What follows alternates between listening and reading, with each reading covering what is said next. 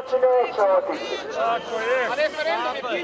Referendum, do sada smo koji ima 60 miliona ljudi. To vam je njihova retorika.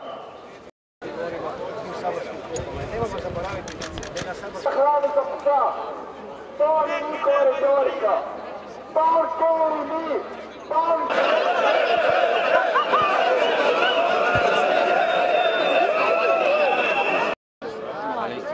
Mladih je trebalo više. Svaki put će biti sve više i više.